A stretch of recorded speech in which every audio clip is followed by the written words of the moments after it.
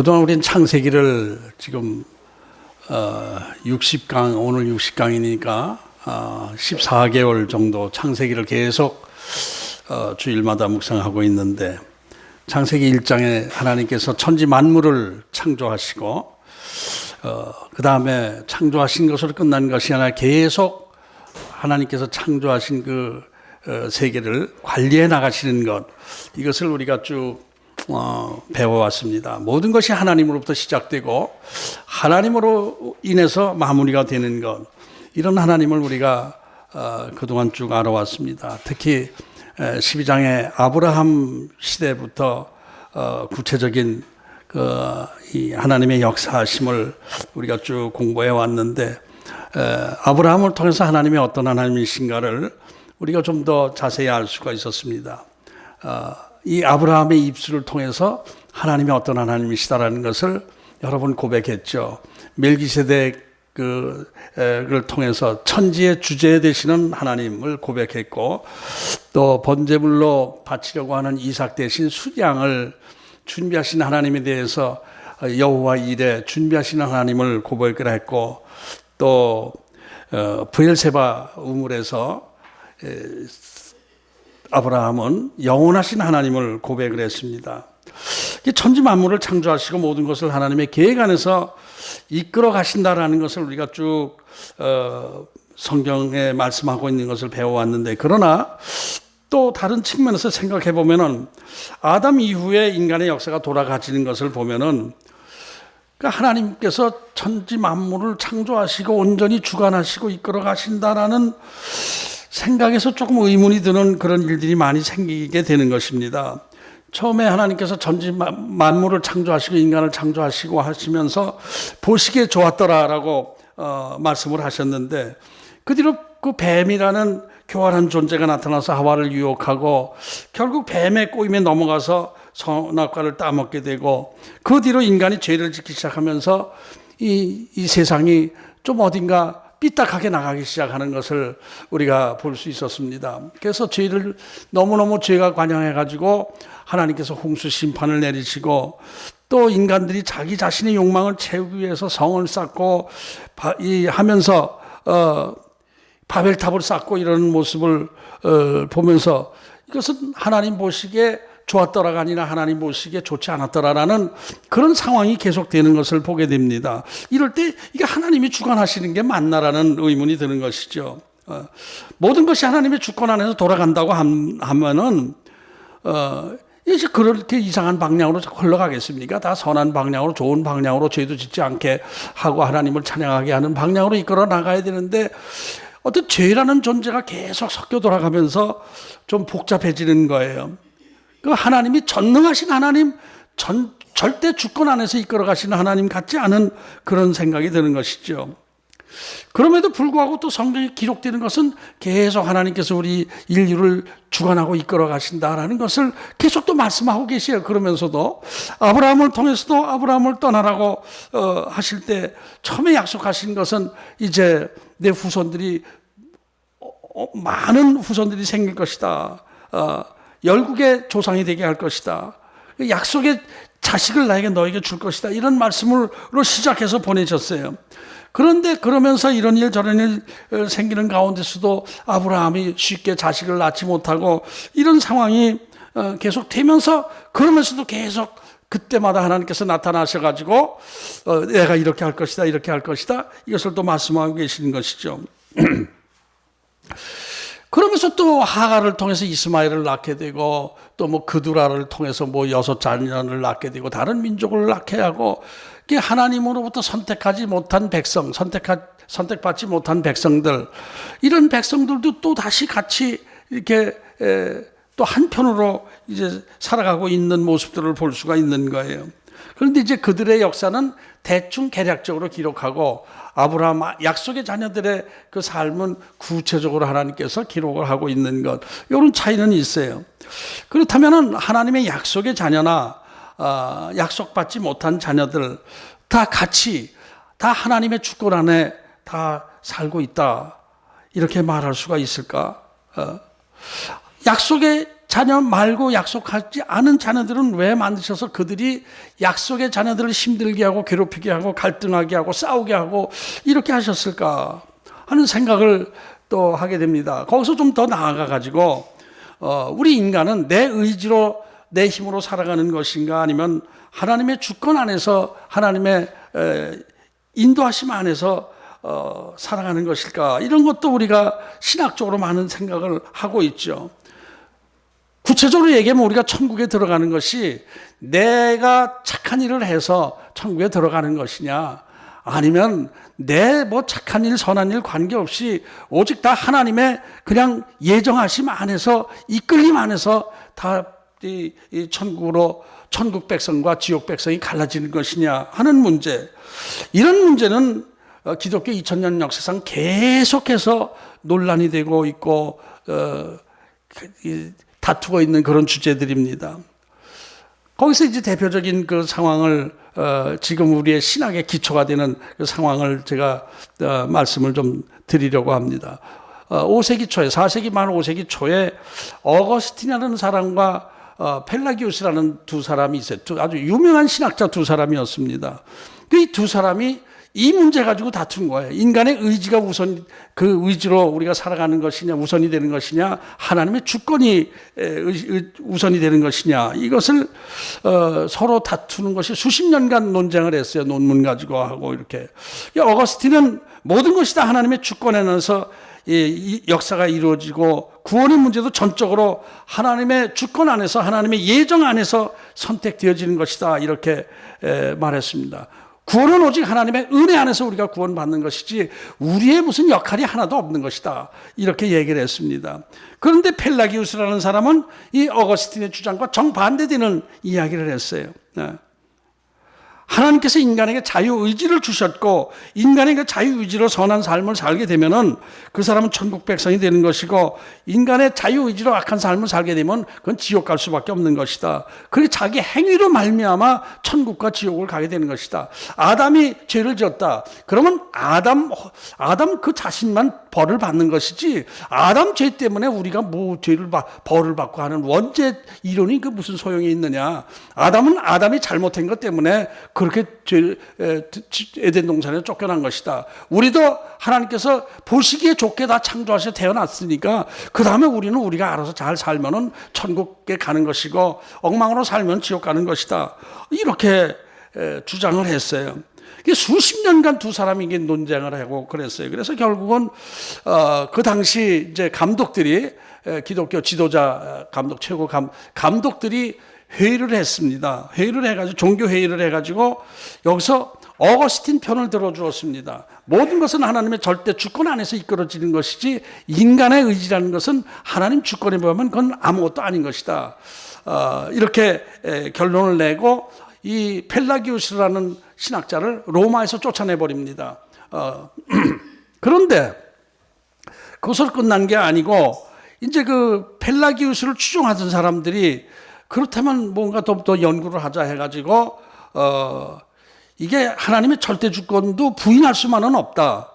그렇지만 인간의 의지로 살아가 어느 정도 우리가 인격을 주시고 하나님께서 지성의를 감정을 주시고 이렇게 했으니까 인간의 의지도 무슨 뭐 역할을 하는 것 아니냐 해가지고 절반씩 절충을 한 거예요. 절대 주권과 인간의 의지를 이 절충을 해서 반 펠라기안, 세미 펠라기안들이 신학자들이 생긴 거예요. 이것이 절반 정도씩 이렇게 합쳐서 우리 인간의 의지와 하나님의 은혜가 합쳐서 여기서 구원을 받는 것이다. 이렇게 된 것이 이제 중세기 천주교의 기본 신학이 된 거예요. 천주교에서는 지금도 인간의 의지가 올라가고 인간의 의지는 올라가고 하나님의 은혜는 내려와서 여기 만나면서 우리의 축복이 이루어지는 것이다. 우리의 구원이 이루어지는 것이다. 그렇게 얘기를 그렇게 신학을 갖고 그런 신학을 갖고 있는데 그런데 이제 우리 개신교에서는 종교개혁자 칼빈이 아주 천재적인 신학자로서 전무후무한 신학자로서 깊게 하나님의 절대 주권 그 논을 세밀하게 이론화해가지고 그것을 확정 지었어요. 그래서 우리 개신교 보수 신학의 기본 틀이 되게 만들었습니다. 그러니까 천주교회는 절반의 하나님의 주권만 믿고 절반은 인간의 의지를 또 인정하고, 우리 개신교에서는, 특히 장로교에서는, 칼빈 신학에서는 하나님의 절대 주권 안에서 특히 구원에 있어서는 우리 인간은 역할이 아무것도 없다. 모든 것이 하나님의 은혜로 구원을 받게 되는 것이다. 이렇게 정리가 된 것입니다. 좀 주일 설교 시간에 좀 복잡한 신학적인 이야기를 하게 되었는데, 오늘 본문에 이 두 이야기가 같이 나오고 있어요. 하나님의 절대 주권에 대한 말씀이 나오고 있고, 또 그것과 상반되는 듯한 내용이 같이 이렇게 섞여 있어요. 그래서 오늘 그 문제를 가지고 하나님이 어떤 분이신가를 우리가 좀 더 좀 자세히 조금 우리 성경 공부 시간에 공부 많이 했습니다. 이 설교 시간에는 주제가 좀 딱딱한 것 같고 복잡한 것 같긴 한데, 그러나 하나님이 어떤 분이신가를 우리가 좀 더 알기 위해서는 우리 기본적인 교리를 좀 알아야 되겠다라는 생각이 듭니다. 너무 이거 깊이 들어가면 한도 끝도 없는 것입니다. 이건 신학교 수준이 되는 것이고, 우리 신학 자체가 정설로 아주 단정 지을 수 있는 상황은 아니죠. 하나님에 대해서 다 그렇게 잘 모르기 때문에. 오늘 본문 23절을 보면은 오늘 본문 23절을 보면은 여호와께서 그에게 이르시되 두 국민이 내 태중에 있구나. 두 민족이 내 복중에서부터 나누이리라. 이 족속이 저 족속보다 강하고 큰 자가 어린 자를 섬기리라. 이런 말씀이 나와요. 22절부터 계속 다 이렇게 연결이 돼서 봉독해야 되는데 시간 관계상 23절만 가지고 또 내용을 아는 내용이기 때문에 말씀으로 나가려고 합니다. 리브가가 임신을 했는데 뱃속이 이게 복잡한가요? 이게 투다닥 유난히 이게 그냥 전쟁이 심한 거예요. 그래서 이게 왜 그런가 해가지고 하나님께 여쭤봤더니 하나님께서 하시는 말씀이 내 속에 쌍둥이가 있는데 두 아이가 지금 싸우고 있는데 두 민족이 갈려 있는 것이다. 이 형제가 큰 민족으로 나누어져서 갈려서 서로 싸우게 될 것인데, 형보다 동생의 민족이 더 강해져서 동생의 민족을 지배하게 될 것이다. 이런 말씀을 하나님께서 주셨다는 거예요. 여기서 형은 누구고 동생은 누구죠? 형은 에서이고 동생은 야곱입니다. 이제 지금 에서와 야곱을 지금 임신하고 있고, 거기서 티격태격 그 안에서 영적 의미로 보면 영적 전쟁을 하는 것이죠. 서로 둘이서 싸우면서 내가 천국 백성이 될 거야, 아니야 내가 천국 백성이 되어 싸우고 있다, 이렇게 보면 되겠습니다. 그런데 여기서 하나는 지옥 백성이 되고 하나는 버려진 자식이 되고 하나는 선택된 백성이 되는 것이다. 이렇게 하나님께서 말씀하신 거예요. 두 아이가 엄마 뱃속에서 싸우고 있을 때 뭐 나쁜 짓을 누가 많이 했을까요? 누가 더 착한 어린아이일까요? 아기일까요? 그게 어디 있어요? 뱃속에서 누가 착하고 누가 선하고가 어디 있습니까? 근데 이미 하나님께서 정해 놓으신 거예요. 나중에 나올 야곱을 선택된 하나님의 백성으로 삼고, 그 먼저 나올 에서는 아닌 것이다. 이렇게 말씀을 해주셨다는 거예요. 이것은 선한 행실과 관계없이 하나님께서 이미 천국 백성과 지옥 백성을 갈라놓으신 것 아니냐. 여기서 이제 절대 주권론이 요 본문 가지고 시작이 되는 것이죠. 신학적으로. 이것을 보면은 우리의 선한 행실과 하나님의 선택 예정 이것과는 관계없는 것이다. 뱃속에서 야곱이 기도를 더 많이 해가지고 하나님께서 야곱은 구원시켜주고, 에서는 기도 안 하고 계속 빨아먹을 것만 빨아먹고 그래가지고 지옥 백성이 됐다. 이게 아니지 않습니까? 그러니까 이거는 그 하나님의 선택의 기준은 없는 거예요. 이거는 그냥 하나님께서 일방적으로 정해줘서 그렇게 된 것이다. 이것은 하나님의 절대 주권을 말씀하고 있는 것 아니냐. 그런데 여기에 대해서 이제 그럼 하나님이 왜 누구는 만들질 말지. 에서는 그럼 아예 만들질 말고 야곱 혼자만 태어나게 하시지 왜 쌍둥이로 만들어가지고 이렇게 또 갈라지게 하고 이렇게 하셨는가, 이런 또 생각들이 나고 비판적인 요소들이 없지 않아 있습니다. 그런데 우리가 하나님께서 왜 그랬는지 우리가 다 알지 못하고 오직 하나님의 주권 안에서 결정되어진 것이니까 우리 피조물인 우리 인간이 뭐 어쩌고 뭐 옳고 그런 것을 하나님 앞에 따질 주제는 우리가 못 되는 거예요. 솔직히 이거 뭐 하나님 왜 그렇겠습니까? 그 사도 바울이 말씀했잖아요.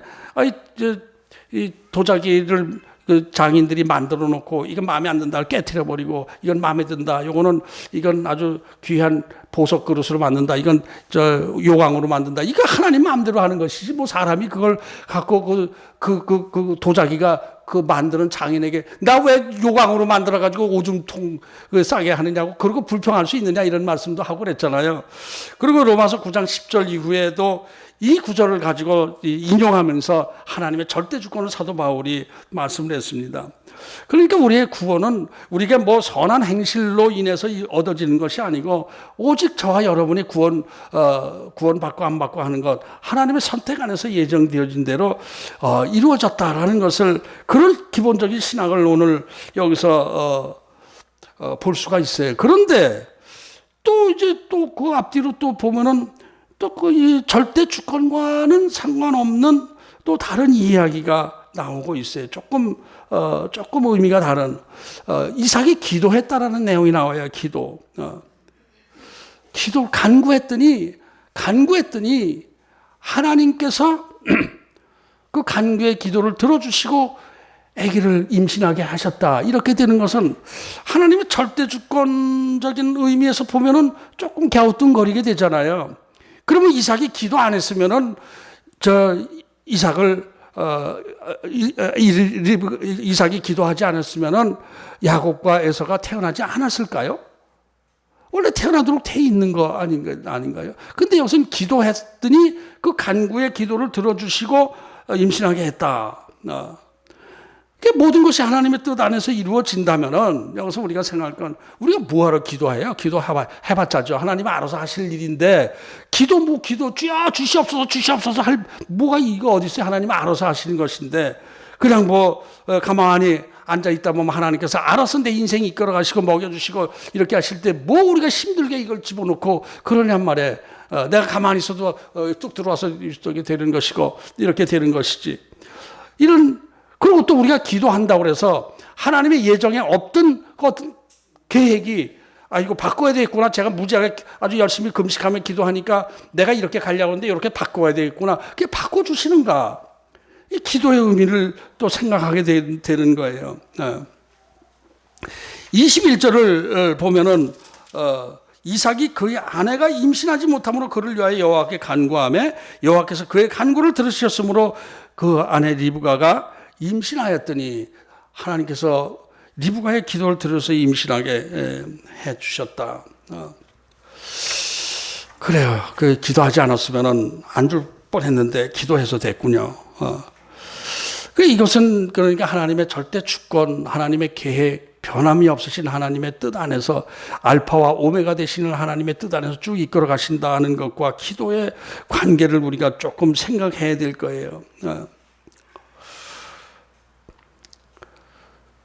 근데 어쨌든 지금 이삭과 리브가가 결혼한 지 20년이 됐는데 20년 동안 자식이 또 없는 거예요. 그것도 유전인가? 아브라함을 닮아가지고 아브라함도 25년 만에 이삭을 낳게 했는데 또 20년 동안이나 낳지 못하게 했다. 그럼 열국의 조상이 되게 했다는 약속은 어떻게 된 거예요? 약속했으면 이삭을 통해서 열국의 조상이 막 되게 한다면 이삭을 통해서 10명, 20명 자식을 막 낳게 해주시면 야, 정말 열국의 조상이 되게 하려고 이렇게 기가 막히게 많은 자식들을 낳게 해주시는구나, 이렇게 생각했을 거예요. 웨슬레 형제들이 17명인가 그랬잖아요. 웨슬레의 부인 혼자서 17명인가 자식을 낳았어요. 야, 그거 참 혼자서, 그것이 뭐 여러 여자를 통해서 낳은 것도 아니고 참 상상이 되나요? 근데 몇 사람 죽고 그래도 10명 정도 남아서 하나님의 뜻을 이루고 그랬다고 하는데, 그렇게 된다면 야 이거 열국의 조상이 되게 할 것이다라고 하는데 20년 동안 자식을 주시지 않으니 이건 하나님이 뭐 열국의 조상이 되게 했다는 것도 좀 맞지 않는 얘기가 아닌가, 이런 생각을 할 수도 있을 거예요. 그런데 어쨌든 이삭은 기도를 했죠. 기도를 했어요. 기도를 해서 하나님께서 그 기도를 들어주시고 자식을 낳게 해주셨다는데, 그래 기도를 해야죠. 예수님께서 기도하라고 그랬죠. 구하고 찾고 두드리라 말씀하셨어요. 기도 주기도문도 알려주시고, 그렇다면은 기도와 이 하나님의 뜻은 어떤 관계가 있나를 오늘 좀 생각해 보려고 합니다. 기도는, 그럼 기도의 본질을 알아야죠. 기도는 내 소원을 하나님께 간구해서 내 소원이 이루어지는 것, 이것이 기도의 정의가 아니죠. 그죠? 내가 기도해서 하나님의 뜻을 바꾸게 해서 내 소원이 내 뜻이 이루어지게 하는 것이 기도가 아니란 말입니다. 기도라는 것은 내 뜻을 내려놓고 하나님의 뜻을 찾아 들어가서 나를 바꾸고 하나님의 뜻 안에 내가 들어가는 것이 기도의 본질인 거예요. 기도는. 이제 그렇게 그래서 기도는 내 문제를 하나님께 알아야 됩니다. 이런 문제가 생겼습니다. 그런데 이 문제 가운데 하나님의 뜻은 어디에 계시고, 내가 무엇을 알아야 되고 무엇을 깨달아야 되고 내가 무엇을 바꿔야 되고, 이 문제의 모든 결과는 원인이 있지 않습니까? 이렇게 잘못된 거의 원인이 무엇인지 제가 모르는 거 있으면 알게 해 주십시오. 그렇게 기도를 하면서 하나님의 뜻 안으로 내가 들어가면서 차츰차츰 들어가면서 하나님의 마음을 읽게 되고 하나님의 음성을 듣게 되면서 기도의 응답을 경험하게 되는 것이고, 그 가운데 기적도 경험하게 되는 것이고, 하나님의 주권 안에서 이런 방법 저런 방법으로 우리를 통해서 하나님의 역사를 이루어 주시는 것이죠. 그렇다면 하나님께서는 왜 선택받은 자기 백성들 삶 가운데 뭐 시련을 주시고 어려움을 주시고 앞에 장애물을 주시고 이렇게 하시는가, 왜 우리를 이렇게 힘들게 하시는가 하는 문제도 여기서 답을 찾을 수 있어야 돼요. 인간은 이 시련이나 어려움이 없으면은요, 하나님의 주권을 인정하지 않고 자기 주권을 주장하게 되어 있습니다. 우리 인간들은 편안한 삶이 몇 년만 지속돼도요, 기도 안 하게 돼요. 기도할 게 없어져요. 기도할 게 하나님 없어요. 뭐 다 잘 돌아가고 있는데, 그러다 보면은 제가 이렇게 했더니 이것도 잘 되고, 저 이렇게 했더니 저것도 잘 되고, 참 제가 하나님께서 저를 똑똑하게 만드셔서 감사해요. 뭐 이렇게 자기 주권적인 기도를 하게 된단 말이에요. 그 왜 그러냐? 아담이 죄성을 가지고 태어났기 때문에, 선악과를 따먹은 죄성을 갖고 있기 때문에 계속 선악과를 따먹게 되는 거예요. 하나님이 하지 말라는 건 내가 주인이 되고 싶은 생각이 들어서 자꾸 따먹게 되는 거예요. 그래서 이 가인의 후손들이 제멋대로 성을 쌓고 바벨탑을 쌓고 이렇게 하면서 홍수 심판을 받게 되고 이렇게 된 것이죠. 그것이 다 인간이 자기 주권을 주장하다가 나는 내가 나를 보호해야 되고, 내가 저를 이겨서 저걸 죽여야 내가 살고, 이렇게 생각하면서 이렇게 살다 보니까 하나님의 뜻과 관계없이 죄 속으로 자꾸 들어가게 됐던 것이죠. 그러면 그 하나님의 뜻과 관계없이 정말 엉망으로 된 것인가? 이것도 하나님의 뜻 안에 있는 것인가? 이런 것을 생각할 때 그 모든 것이 하나님의 뜻 안에 있는 거예요. 우리 선택된 백성을 하나님께서 복 주시기 위해서 그런저런 그 악한 일들, 악한 존재들을 살려주어서 우리를 방해하고 하신 것도 우리를 축복하시기 위한, 어거스틴이 그랬죠. 마귀도 천사는 우리에게 직접적으로 축복을 주시는 심부름을 하고, 마귀는 간접적으로 우리를 축복하게 하시는 간접적인 그 축복의 도구다, 이렇게 얘기를 했습니다. 그래요. 마귀의 역사도 하나님께서 우리를 축복하시기 위한 과정이다, 이렇게 볼 수가 있는 것이죠. 그래서 우리는 어떻게 해야 돼요? 하나님의 뜻을 알기 위해서 계속 나가야 되는데, 이것이 바로 기도라는 말입니다. 우리의 문제가 생기면, 우리 삶 가운데 어떤 문제가 생기고 어려움이 생기고 시련이 생기고 할 때, 또 어떤 문제를 판단하고 결단할 때에도 하나님께 기도해야 되는 거예요. 하나님께 알아야 되는 거예요. 제가 이러이러한 것을 계획하고 있는데 하나님 어떻게 해야 가장 지혜롭게 나가는 길이겠습니까? 제게 이런 어려움이 생기는데 알 수 없는 이상한 어려움이 자꾸 생기는데 왜 그런지 제가 잘 모르겠습니다. 하나님 알게 해주옵소서. 제가 잘못하는 것이면 깨닫게 해주옵소서. 이렇게 나가면서 하나님의 음성을 들으면서 하나님의 뜻을 깨달아가면서 나를 변화시켜 나갈 때에 이게 하나님의 축복의 그 길 안에 들어서게 되는 것이죠. 그러니까 기도라는 것은 하나님의 축복의 길입니다. 기도라는 것은 축복의 길 안에 들어서는 거예요. 그러니까 리브가가 20년 동안 자식을 낳지 못하고 있었던 것도 하나님의 절대 주권 모든 것을 하나님께서 역사하실 때에만 이루어진다라는 것을 하나님께서 알려주시기 위해서 네 주권으로 살아가는 것이 아니라 내 주권 안에서 살아가는 것이다라는 것을 알려주시기 위해서 훈련시키는 과정에서 20년이 간 것이죠. 이삭은 아주 믿음이 좋은 사람인 것을 볼 수가 있어요. 아브라함이 뭐 묵상하며 기도했다, 간구했다 이런 내용이 없어요. 한 번도. 열심히 예배는 드렸다 하지만 그 안에 기도가 물론 들어갔다고 볼 수가 있겠지만은 이삭은 묵상했다, 기도했다, 간구했다 이런 내용이 나오는 거 보면은 이삭은 아주 믿음이 좋은 사람이고 기도하는 사람이었다라는 것을 알 수가 있어요. 리브가를 만나게 될 때도 기도하는 가운데 묵상하는 가운데 만나게 됐죠. 아기 낳지 못하는 것도 기도해서 쌍둥이를 낳게 되고 이 자체가 다 하나님의 절대 주권 안에서 하나님의 약속의 자손을 훈련시키며 하나님의 주권을 알게 하시는 하나님의 은혜의 축복의 한 방법이었다. 이렇게 생각할 수가 있습니다. 22절에 보면은 리브가의 믿음도 아주 좋은 믿음인 것을 알 수가 있어요. 수준 있는 믿음이었어요, 리브가. 전 리브가가 참 마음에 들어요. 며느리 삼았으면 좋겠어요. 기도하는 내용이 수준이 있잖아요. 기도하는 내용이. 이 뱃속에서 임신했는데 뱃속에서 투다닥 그냥 막 이렇게 막 이러고 그러니까 기도할 때 단순한 기도, 하나님께 시끄러워 죽겠어요, 좀 조용하게 해주세요 이렇게 기도하지는 않고 하나님 왜 이렇게 뱃속이 시끄러운가요? 왜 이렇게 투다닥 거리는가요? 하나님께 여쭈어봤다고 했잖아요. 하나님께 여쭈어본 거예요. 기도가 하나님의 여쭈는 기도가 진짜 기도죠. 하나님 앞에 여쭈는 기도할 때 하나님께서 알려주셨어요. 이 쌍둥이가 있는데 얘도 큰 민족을 이루고 얘도 큰 민족을 이루는데 동생이 이길 거야. 동생이 내가 선택한 백성이야. 이런 하나님의 음성을 들은 것이죠. 그러니까 수준 있는 기도를 했다 이렇게 볼 수가 있어요. 우리들도 그래서 무슨 일이 계획하고 있는 일이 지체된다든지 뭐 어려운 일이 생길 때 빨리빨리 해결해 주세요. 아버지 빨리빨리 해결해 주세요. 이렇게 빨리빨리 해결해 주세요라고 기도하는 것보다는 왜 이렇게 지체되고 있는지 저에게 어떤 원인이 있는지 그걸 좀 알려주옵소서. 또 어려움이 생길 때 하나님 저에게 왜 이런 어려움을 주셨는지 제가 좀 깨닫게 해주시고 방향이 잘못됐다면 고치게 해주옵소서. 이렇게 하면서 자기를 성찰하고 회개하면서 이렇게 기도하는 기도가 수준 있는 기도고 응답받는 기도지요. 병이 들었을 때도 병 낫게 해주세요. 병 낫게 해주세요. 제가 이제 그 아픈 이들을 위해서 기도할 때에 하나님 아무개가 이런 병에 걸려서 힘들어합니다. 고쳐주옵소서. 믿습니다. 믿습니다. 이런 기도는 사실 이게 좀 허전하잖아요. 이게 뭔가. 그래서 하나님 왜 저 사람에게 저런 병을 주셨나요? 왜 힘들게 하시나요? 믿음은 좋은 사람인데 왜 하나님께서 시련을 주시나요? 그러네요.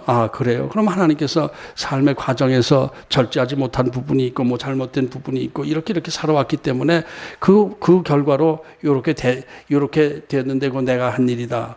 그러면 어떻게 해야 고칠 수 있겠습니까? 이렇게 자기를 절제하고 자제하고 겸손해야 되고, 이렇게 할 때 내가 그의 질병을 치료해 줄 것이다. 이런 기도의 과정을 통해서 응답을 받아야 되죠. 그게 덮어놓고 믿습니다. 도와주실 줄로 믿습니다. 해결해 주실 줄로 믿습니다. 병 낫게 해 주실 줄로 믿습니다. 이러고 나면은 이게 그냥 하나님의 어떤 음성은 전혀 생각지도 않고 자기 주권 안에서 그냥 믿는다고 기도하는 자기식 기도밖에 안 되는 거예요.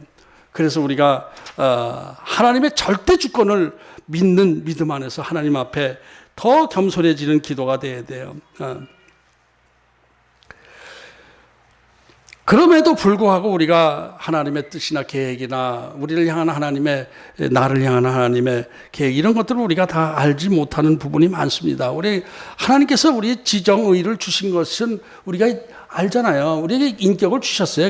감정을 주셨어요. 그러니까 두려운 마음이 생길 수도 있고 어려운 마음이 생길 수도 있고 겁이 날 수도 있고, 그렇죠. 당연히 그렇습니다. 이때에 하나님께 엎드려 기도하는 것, 이것이 우리의 진짜 신앙입니다. 이것이 절대 주권을 믿지 않는 신앙은 반은 자기 믿고 반은 하나님을 믿는 거 아니에요. 그렇잖아요.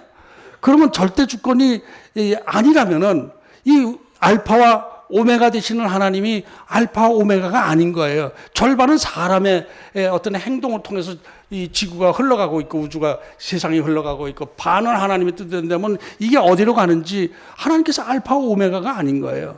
하나님께서 하나님의 절대 주권을 믿지 않는다면은 여기까지는 내가 한 거고 여기까지는 내 책임이고 뭐 이렇게 된다면은, 이러면 하나님을 믿지 않고 나를 더 믿게 될 수밖에 없지. 그 하나님 믿는 게 아닌 거예요. 그래서 우리는 모든 것이 하나님께서 나의 삶을 이끌어가, 천지 만물을 창조하신 하나님께서 모든 것을 이끌어간다라는 것을 실제로 고백할 때 진짜 믿음이 되는 것입니다. 이것이 나의 머리털 하나님까지도 세시는 하나님, 내가 밥 한 숟갈 떠먹는 것 자체도 하나님의 인도하심 안에서 내가 이렇게 되고 있는 것을 압니다. 이렇게 고백할 때에 하나님 앞에 전적으로 맡기고 하나님을 믿게 되는 것이지, 요까지는 제가 할 테니까 걱정하지 마세요, 저리 가 계세요, 이렇게 되면 성질 붕 날 때 하나님 잠깐 절로 가 계세요, 이 새끼 패 죽이고 나서 내가 회개하든지 말든지 할게요, 이렇게 된다면 엉망이 되는 거 아니에요. 지구가, 이 세상이 어떻게 가겠습니까? 근데 하나님의 절대 주권을 오해하고 있는 사람들은 기도할 필요도 없고 뭐 열심히 노력할 필요도 없고 그냥 가만히 있어야 된다라고 생각하는데, 하나님께서 우리에게 이렇게 행동하게 하고 생각을 주시고 이렇게 하셔서 움직이는 거예요. 이것은 좀 애매한 부분이 있고 잘 모르는 부분이 있습니다. 하나님의 뜻 안에서. 그럼에도 불구하고 결국 내 생각대로 가는 것 같은데 결국 가보니까 하나님의 뜻이 거기에 있었구나, 하나님이 나를 인도하셨구나라는 것을 감리교 웨슬레도 그렇게 고백을 했어요. 선제의 은총. 그러니까 이 감리교, 이 칼빈하고 웨슬레하고 좀 신학이 반대되는 것 같은데 저는 두 가지 신학을 다 공부했어요. 근데 웨슬레 신학도 결국은 선제의 은총을 얘기했거든요. 의지를 강조해요, 감리교 쪽에서는. 그러나 쭉 내 의지로 살아온 것 같아서 쭉 가보니까, 종착역에 와보니까 하나님이 쭉 끌어오셨네. 이것이 선제은총의 교리거든요. 그러니까 칼빈하고 대립한 것은 서로의 신학을 조금씩 오해해서 그래요. 칼빈의 극단적인 칼빈론자를 이렇게 의식해서 또 이렇게 서로 신학이 바뀌고 그랬는데 같습니다. 이거 똑같습니다. 알미니안이 있고 감리교가 있어요. 감리교 신학. 알미니안은 천주교 신학하고 비슷하게 이렇게 나가는 거예요. 그래서 우리의 그런 거예요. 그러면서 구원의 문제도 이제 이 절대 주권을 인정하지 않은 사람은, 그러면 우리의 구원이 전부 하나님의 뜻 안에 있다면은 하나님 앞에 열심히 하나님 저 구원시켜 주세요, 천국 백성 되게 해주세요 해서 날마다 부르짖는 사람이 있는데, 넌 내가 선택한 백성이 아니야, 넌 지옥으로 가야 돼. 그냥 냉정하게 하나님께서 그러시는 하나님이냐, 이렇게 비판하는 사람도 있어요. 그런데 이것이 하나님께서 기도하게 하신 것이 그거예요. 기도 자체가 축복입니다. 하나님께서 선택하지 않은 백성은 이렇게 다 이렇게 구원의 반열에 있는데 하나는 넌 절로 가, 자식아, 넌 일로 와, 이렇게 한 것이 아니라 이 죄성 가운데, 죄 속에서 구원받지 못한 사람들 가운데서 하나님이 선택한 백성들을 구원해 주시고 나머지는 내버려 두는 거예요. 유기된 자라고 그러죠. 내버려 두는 거야. 그냥 네 주권 가지고 이렇게 하도록 내가 그냥 내버려 두겠다. 그것도 하나님 주권 안에서 그렇게 하는 것이죠. 그러니까 그런 사람들은 기도를 안 해요.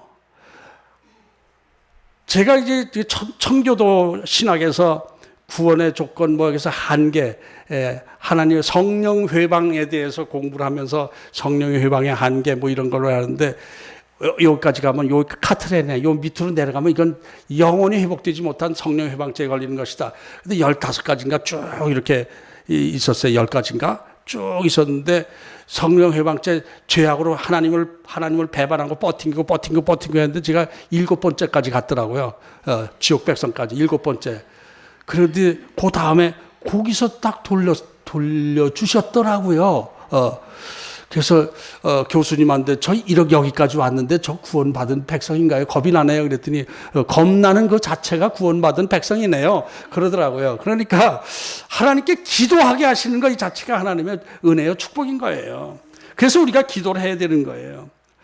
어렸을 때 이삭은 하나님을 일찍 경험하지 않았습니까? 여호와 일의 하나님을 어렸을 때 경험했습니다. 자기 대신 수장을 준비해 주신 하나님을 알고 있었어요. 자기 결혼에 대해서도 충성된 종을 통해서 세밀하게 하나님의 인도하심을 경험했어요. 그리고 또 훌륭한 부모 밑에 자라가지고 고생이라는 것을 모르고 자랐죠. 이삭은요. 그죠? 이삭은 고생을 모르고 자랐어요. 많은 재산을 물려받아서 재벌 2세의 삶을 살았어요. 그런데도 착해요. 그리고 하나님 앞에 기도해요. 선택한 하나님의 백성으로 인도하심을 받은 것이죠. 하나님께 기도하는 이삭. 그래서 하나님께서 이삭을 사랑하셔서 이삭으로 하여금 기도하게 하심으로 해서 축복을 주신 거예요.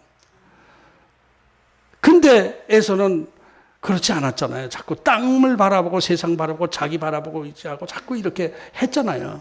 그러니까 아닌 것입니다.